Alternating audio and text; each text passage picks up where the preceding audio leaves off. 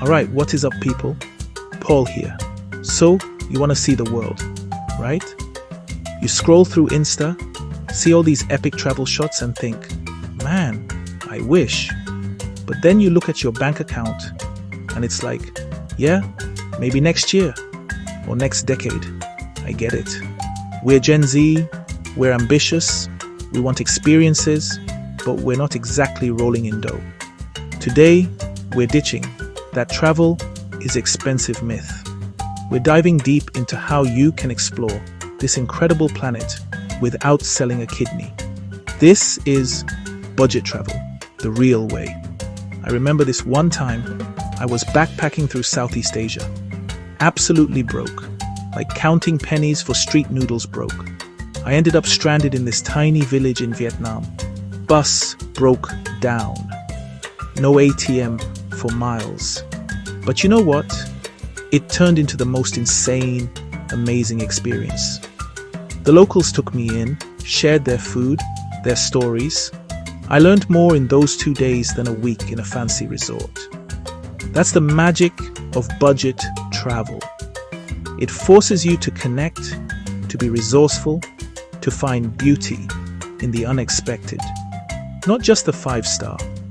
The thing is, especially for us, figuring out how to travel within our means isn't just smart, it's essential. It's about making those dream trips a reality, not someday. It's about collecting memories, not just things. This isn't about being cheap, it's about being clever, being adventurous, and prioritizing what really matters. So, if you're ready to unlock the secrets to seeing the world without emptying your wallet, you're in the right place. Let's get into it. So, first up, accommodation. This is usually the biggest money suck, right? Hotels, man, they can drain your funds faster than a leaky faucet. But what if I told you you could find a place to sleep for free? Enter Couchsurfing, and to some extent, well-vetted homestays. Now, I know what some of you are thinking. Sleeping on a stranger's couch? Is that safe? And that's a valid question, a super important one. The whole idea behind Couchsurfing is a global community of travelers, offering up a spare bed, a couch, even just some floor space to fellow explorers. It's built on trust and a shared love for adventure. The benefits? Dude, they're huge. First, obviously, it's free. That's massive. Suddenly, that week-long trip, maybe it can be 2 weeks, but beyond the cash, you get an instant local connection. Your host isn't just giving you a place to crash. They're often giving you insider tips, showing you their city from a perspective no guidebook can offer. You're not just a tourist, you're a guest. You're seeing the real fabric of a place, not just the polished surface they show to the package holiday crowd. Think home-cooked meals, local hangouts, real conversations. Now let's talk safety, because that's non-negotiable. Couchsurfing has systems, profiles, references, verifications. You gotta do your homework. Read every single review. Look for hosts with a solid history, lots of positive feedback from a diverse range of surfers. Communicate clearly with potential hosts before you agree to anything. Ask questions. Trust your gut. If something feels off, even slightly, bail. No shame in that. Your safety is paramount always. Have a backup plan, like a nearby hostel address, just in case. Choosing a reliable host is an art and a science. Look for detailed profiles. People who've taken the time to share about themselves are usually more invested in the community. Check how recently they've hosted and what their response rate is like. Are their interests compatible with yours? It's not just about a free bed. It's about a potentially good human connection. And for homestays, if you're going that route through other platforms, the same rules apply. Research, reviews, communication. It's about being smart, being cautious, but also being open to the incredible kindness of strangers. Alright, so maybe the couch thing is a step too far for you right now, or you want something a bit more structured, a bit longer term. How about getting free accommodation, and sometimes even food, in exchange for a few hours of your time each day? That's where platforms like Workaway, World Packers, or even just direct volunteering gigs come in. This isn't just about saving money. It's about immersing yourself, learning new skills, and contributing something tangible to the places you visit. It's a total game changer. The concept is simple. Hosts could be a family, a small business, a farm, a hostel, an NGO, need help with certain tasks. You, the traveler, offer your skills and time, usually about 4 to 5 hours a day, 5 days a week. And in return, you get a roof over your head and often meals. It's an exchange, a collaboration. You're not just passively consuming a place, you're actively participating in it. This means your travel budget stretches incredibly far, because two of your biggest expenses, accommodation and food, are potentially covered. What kind of work are we talking about? Man, it's diverse. You could be helping out at a surf lodge in Costa Rica, teaching English to kids in a small village in Thailand, working on an organic farm in Italy, helping with social media for a guest house in Spain, or even crewing on a sailboat. The possibilities are vast. It's a chance to try something completely new, something you'd never do in your regular life. You pick up new skills, meet incredible people, both locals and fellow travelers, and build a resume that's way more interesting than just cashier at the local mall. The benefits go way beyond just the free bed. You're gaining real-world experience. You're deeply embedded in a local community, often for weeks or months at a time, which gives you a much richer understanding of the culture than a fleeting tourist visit. You're forming genuine connections. Of course, like with anything, do your research. Read reviews of the hosts and the specific projects. Communicate clearly about expectations on both sides regarding hours, tasks, and what's provided. But when it works, man, it's an unbelievably rewarding way to see the world. Okay, Airbnb. We all know it. It revolutionized how we find places to stay. But sometimes, even a basic Airbnb room can feel a bit standard, or still a little pricey if you're on a super tight budget. But here's the thing. The world of unique stays is exploding, and a lot of these unconventional spots can be surprisingly affordable, especially if you're a little flexible. We're talking about experiences, not just a bed for the night. This is about making your accommodation part of the adventure itself. So, let's ditch the boring box room idea for a second. Ever thought about sleeping in a treehouse? Yeah, like your childhood dream, but for real, there are some incredible handcrafted tree houses out there, tucked away in forests, offering amazing views and a serious dose of tranquility. They range from rustic to surprisingly luxe, but often the simpler ones are very budget-friendly. Imagine waking up to birdsong, literally in the canopy. That's a memory you won't forget, and it doesn't have to cost a fortune. Then there are yurts, teepees, and geodesic domes. Think glamping, but often with a more back-to-basics affordable vibe. These offer a way to connect with nature without totally roughing it. You get the stargazing, the peace and quiet, but with a comfortable bed and some protection from the elements. They're often in beautiful, slightly remote locations, forcing you to explore areas you might otherwise miss. And again, because they're not mainstream hotels, you can find some real bargains, especially if you're traveling in a small group to split the cost. And for the truly adventurous, or those with a bit of a nomadic spirit, what about converted buses, vans, or even boats? People are getting so creative. These tiny homes on wheels, or water offer a unique, self-contained experience. You might find them parked in someone's backyard, on a farm, or in a quirky little community. It's minimalist living, sure, but it's also incredibly liberating and can be super cheap.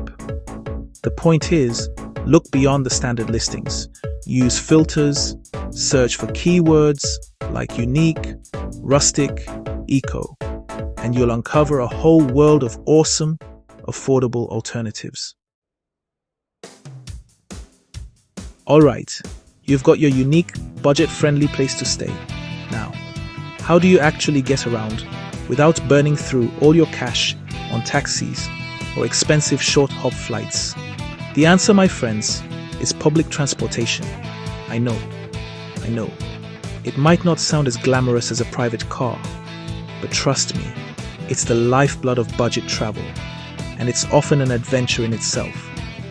Mastering local buses, trains, and subways is a skill that will save you a fortune and plug you right into the local rhythm. Let's start local. When you're in a city, things like the subway, the metro, trams, and local buses are your best friends. They're usually incredibly cheap, especially compared to taxis. Yeah, they can be crowded, sometimes a bit confusing at first, but that's part of the experience. You're rubbing shoulders with locals, seeing parts of the city you'd never see from the back of a cab. Download the city's transport app, grab a multi-day pass if it makes sense, and don't be afraid to ask for directions. People are usually happy to help a slightly lost-looking traveler. Now for the longer hauls, connecting cities, or even countries. Trains, man. I love trains. Especially in Europe or parts of Asia, they can be scenic, comfortable, and if you book in advance or look for specific deals, surprisingly affordable. Overnight trains can even save you a night's accommodation cost. Then there are the long-distance buses.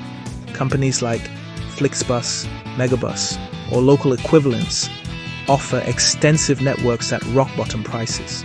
Sure, a 10-hour bus ride isn't peak luxury, but load up your phone with podcasts, grab a window seat, and watch the world go by.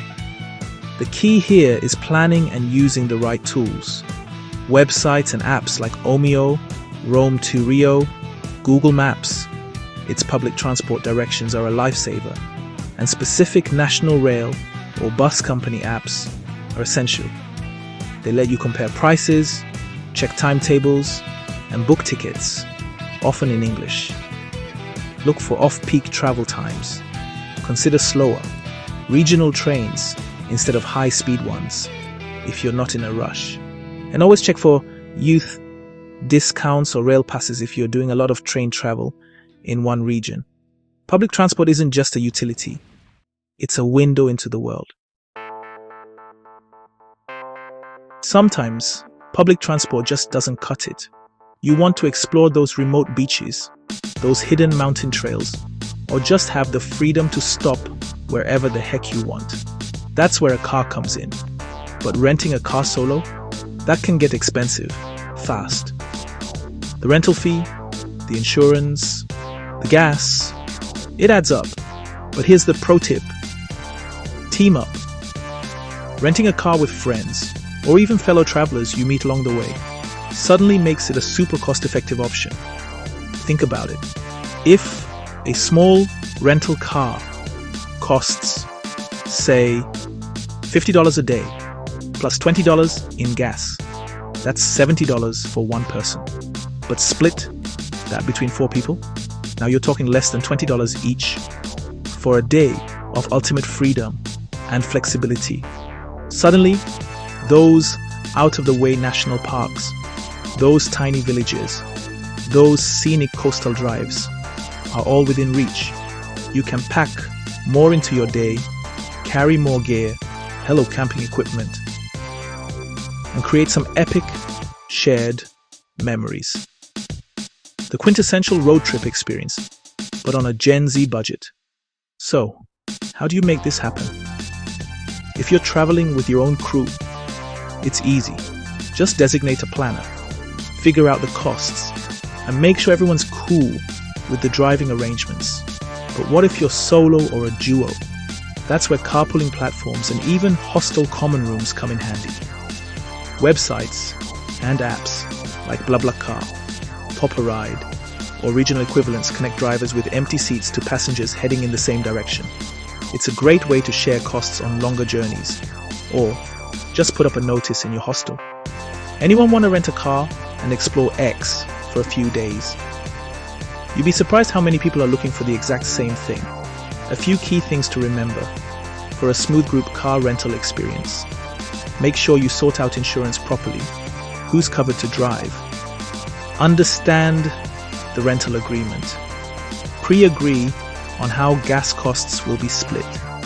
Maybe even have a loose itinerary so everyone's on the same page about major stops. And for the love of all that is holy, create a collaborative playlist, because music arguments can kill a road trip vibe faster than a flat tire. Shared car, shared costs, shared adventure. It's a winning formula. We've talked about buses, trains, and cars, but let's not forget the most budget-friendly and often most rewarding ways to get around: your own 2 feet or a trusty bicycle. Seriously, walking and cycling aren't just for getting from A to B. They're about truly experiencing a place. They're slow travel at its finest. They're amazing for your health. And best of all, they are practically free. This is ground-level exploration, people. You see, hear, and smell things you totally miss whizzing by in a vehicle. Walking is, without a doubt, the #1 way to discover the hidden gems of any city or town. Wander down those narrow alleyways, stumble upon that tiny local cafe, find that piece of street art that isn't in any guidebook. It costs nothing but your time and energy. Invest in a comfortable pair of shoes. This is non-negotiable. Your feet will thank you. Download offline maps like Maps.me or Google Maps, offline areas, so you can explore without burning through data or getting hopelessly lost. Embrace getting a little lost. Sometimes, that's where the best discoveries happen. Cycling takes it up a notch. You can cover more ground than walking, but you still have that intimate connection with your surroundings. Many cities now have bike share programs that are super cheap for short rides. Or look into renting a bike for a day or a week from a local shop. It's perfect for exploring larger parks, cruising along riverbanks, or even making day trips to nearby villages. Plus, it's a fantastic workout, which means you can justify eating more of that amazing local food we're going to talk about soon. Of course, practicality and safety are key. If you're walking a lot, stay hydrated, wear sunscreen, and be aware of your surroundings, especially in crowded areas or at night. For cycling, know the local road rules, if any. Consider a helmet and make sure your rental bike is in good condition. But don't let that deter you. The freedom and the sheer joy of exploring under your own power are immense. It slows you down, makes you more observant, and connects you to your environment in a really profound way. And did I mention it's free or super cheap? Yeah, that too. Alright, let's talk about one of the best parts of travel food. But eating out for every meal, especially in touristy restaurants, can absolutely demolish your budget. So, what's the secret to eating incredibly well, experiencing authentic local flavors, and saving a ton of money? It's simple. Embrace local markets and street food. This isn't just about being frugal, it's about diving headfirst into the culture, connecting with local people, and tasting food the way it's to be tasted. Local markets are a sensory explosion. The colors, the smells, the sounds. It's an experience in itself. This is where locals shop. You'll find the freshest fruits, vegetables, bread, cheeses, and local specialties, often at prices way lower in the supermarket, and definitely cheaper than a restaurant. Grab some fresh bread, some local cheese, some fruit, and boom, you've got an amazing cheap picnic lunch. Plus, interacting with vendors, even with a language barrier, is part of the fun. A smile and a point can go a long way. Then there's street food. Oh man, street food. In so many parts of the world, street food isn't just a quick snack. It's a culinary art form. From tacos in Mexico to pad thai in Thailand. From banh mi in Vietnam to crepes in Paris. These are iconic dishes, often cooked right in front of you by vendors who have perfected their craft over generations. It's fast, it's fresh, it's unbelievably delicious, and it is cheap. You can often get a full, satisfying meal for just a few bucks. This is where you find the true taste of a place. Now, a quick word on safety, because that's always important with street food. Look for stalls that are busy, especially with locals. That's usually a good sign of quality and freshness. Watch how the food is prepared. Does it look clean? Is the food cooked to order? Trust your instincts. If something seems sketchy, move on. There are plenty of other options. But don't let fear stop you from experiencing one of travel's greatest and most affordable pleasures. Markets and street food stalls are your gateway to authentic, budget-friendly culinary adventures. Street food is amazing. Local markets are a goldmine, but you can't always eat out, even on the cheap. Sometimes you want something familiar, or you're in a place where street food isn't as prevalent, or you just need to give your wallet a serious break. This is where having access to a kitchen becomes your superpower. And guess what? Most hostels and many budget-friendly Airbnbs or guest houses have communal kitchens. This little room is your ticket to saving a lot of money and even making some new friends. Think about it. A simple pasta dish, some rice and veggies, a hearty soup, even just sandwiches for lunch. These things cost a fraction to make yourself compared to buying them pre-made or in a cafe. That money you save on 1 or 2 meals a day can add up to an extra activity, another night's accommodation, or just a bit more breathing room in your budget. It's not about being a gourmet chef on the road. It's about being resourceful and practical. Plus, it's often healthier than relying solely on convenience foods. Hostel kitchens can be chaotic, they can be messy, but they are also incredible social hubs. You'll meet other travelers, share cooking tips, maybe even ingredients. Hey, I've got too much onion. Anyone want some? Oh, you're making that? Can you show me how? It's a natural way to connect. Just remember the golden rules of communal kitchens. Clean up after yourself, label your food in the fridge, and don't hog all the burners during peak dinner rush. Basic courtesy goes a long way. So, when you're at that local market we talked about, don't just buy snacks, buy ingredients. Pick up some local spices, some interesting vegetables you've never tried before. See it as a culinary experiment. Even if your cooking skills are limited to boiling water, you can make decent cheap meals. Oats for breakfast, sandwiches for lunch, pasta, or a stir-fry for dinner. It might not be Michelin star dining, but it'll fuel your adventures and keep your bank account happy. The humble kitchen facility, a budget traveler's best friend. Okay, so you're cooking some meals, you're hitting the street food stalls, but sometimes you just want to sit down in a restaurant or a cool bar, soak up the atmosphere, and not feel like you're hemorrhaging cash. I get it. Treating yourself is part of the fun. The good news is you often can if you're smart about it. It's all about knowing when and where to look for deals, embracing things like happy hours, and understanding the local dining culture. This is the art of strategic splurging. Happy hour! These two magical words are your friend in almost any city around the world. Many bars and even some restaurants offer discounted drinks and appetizers during specific times, usually late afternoon or early evening. This is your chance to try that fancy cocktail or local beer at a fraction of the price. Sometimes the appetizer deals are so good they can practically serve as a light dinner. Do a quick Google search for happy hours near me or ask your hostel staff for recommendations. It's a great way to be social and save. Then there are lunch specials.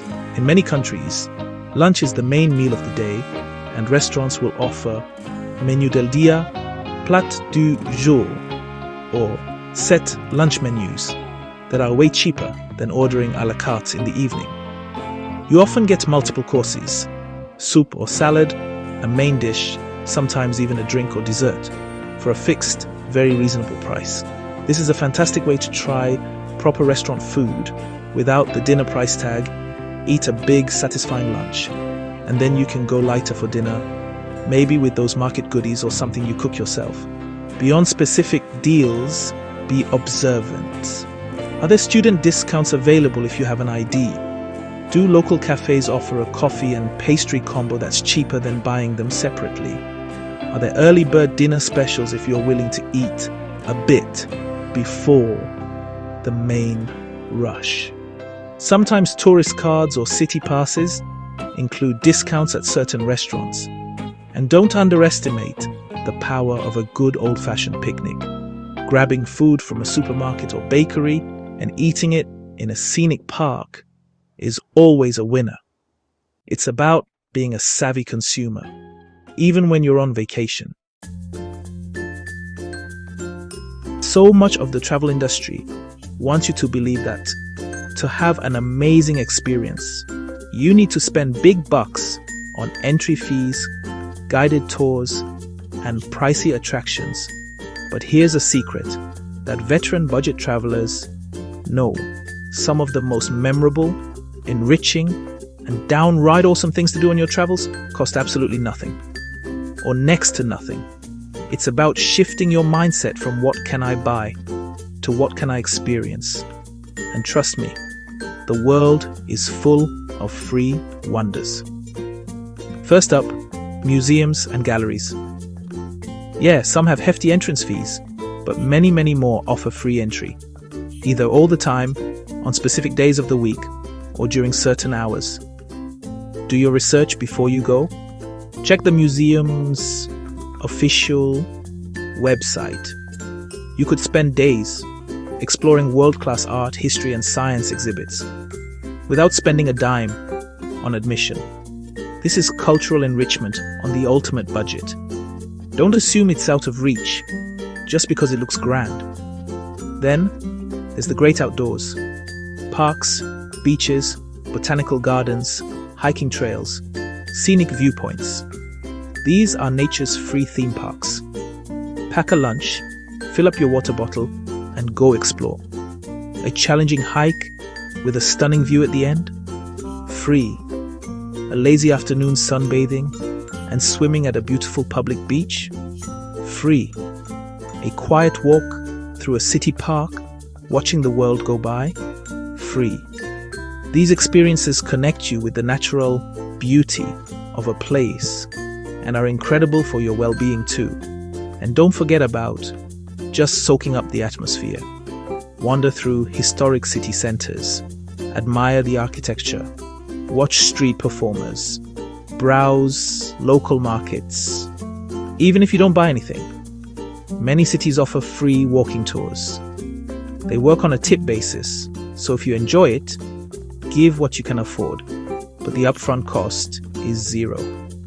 Look for free events too, like outdoor concerts or local festivals. The point is, your travel experience doesn't have to be defined by how much money you spend on attractions. It's about curiosity, exploration, and being open to the simple, free pleasures all around you. One of the best ways to really get a feel for a place to connect with its culture and its people is to dive into local events and festivals. And guess what? So many of these are free. This isn't about manufactured tourist shows. This is about authentic community celebrations, artistic expressions, and just plain fun. It's where you see the true spirit of a destination come alive. And often, it won't cost you a penny to be a part of it. You just need to know where to look and be open to joining in. Think about it. Outdoor concerts in the park on a summer evening. Local markets that turn into street parties after dark. Neighborhood festivals celebrating everything from a local saint to the harvest season. Public art installations, traditional dance performances in a town square. These are the kind of experiences that create real memories. You're not just observing, you're participating. Even if it's just by being there, soaking up the vibe, and maybe striking up a conversation with a local who's also enjoying the festivities. So how do you find these hidden gems? Start by checking local tourism board websites. They often list community events, city government websites, or local news outlets, even if you have to use Google Translate, can be good sources. Hostel bulletin boards are classic spots for tips on what's happening locally. Ask your Couchsurfing host or the staff at your guest house. Sometimes just wandering around, especially on weekends or evenings, you'll stumble upon something amazing. The key is to be a little proactive in your research before you arrive, or as soon as you get there. A quick search for city name, free events this week, can yield fantastic results. Look for things like open-air cinema, cultural festival, live music in the park. Even if it's a big ticketed festival, there are often free fringe events or parades associated with it. Tapping into these local happenings is like getting a backstage pass to the culture, and it's an incredible way to make your travel budget stretch while having an unforgettable, authentic time. Okay, here's a big one. A strategy that can fundamentally change your travel budget and experience. Embrace off-season or shoulder season travel. I know everyone dreams of that perfect summer vacation in Europe or hitting the tropical beaches during peak holiday season. But here's the deal. When everyone else is doing that, prices for flights and accommodation go through the roof, and you're fighting crowds everywhere you go. It's supply and demand, basic economics. But what if you zigged when everyone else zagged? Traveling during the less popular times, the off-season, like winter, for a summer destination, or the shoulder seasons, the months just before or after peak season, like spring or fall, has massive advantages. The biggest one? Cost. Airlines and hotels slash their prices to attract visitors when demand is lower. Suddenly, that flight that was $800 might be $400. That cool boutique hotel? Half price. This alone can make a previously unaffordable trip totally doable. Your money just goes so much further. But it's not just about the money. Fewer crowds, man. Imagine wandering through an ancient ruin without 1,000 other tourists jostling for a selfie. Picture having that beautiful beach almost to yourself. You get a more relaxed, more authentic experience. Locals are often less stressed, more willing to chat. You can get tables at popular restaurants without booking weeks in advance. It's just a more pleasant, less frantic way to explore. You get to see the real place, not the overcrowded theme park version. Now, there can be downsides, sure. The weather might not be perfect. It could be a bit cooler, a bit rainier. But perfect weather often means peak crowds and prices. Pack accordingly, be flexible. A little rain never hurt anyone. And sometimes seeing a place in a different season reveals a unique kind of beauty. Think misty mornings, snow-dusted landscapes, the vibrant colors of autumn. The trade-off of slightly less predictable weather for significantly lower costs and a more genuine experience is, in my book, almost always worth it. So, check those school holiday calendars. Look at when the major tourist rushes happen, and then plan your trip for just outside those windows. So, there you have it. A brain dump of ways to see this wild, incredible world without needing a trust fund. It's not rocket science, right? It's about being smart, being resourceful, and being a little bit brave. It's about prioritizing experiences over expensive fluff. Couchsurfing, working for your stay, hitting up street food, cooking your own meals, finding free stuff to do, traveling when no one else is. These aren't just budget tips. They're life hacks for more adventurous, more connected, more travel. The kind of travel that changes you. The world is huge, and it's waiting. Don't let a number in your bank account be the thing that stops you. Start small if you need to. A weekend trip to a nearby city using these tactics. Then go bigger. The point is to prove to yourself that it's possible, because it is. I've done it. Countless others have done it, and you absolutely can too. This Gen Z guide isn't just a list. It's a permission slip. Go explore. Go get lost. Go find yourself. Alright, that's all I got for this one. If this helped, if it sparked something, do all the YouTube things, like subscribe, hit the bell, you know the drill. But more importantly, share your own budget, travel tips in the comments below. Let's build a community of savvy explorers. Now, close this video, open a new tab, and start planning that trip. Seriously, go do it. Peace out.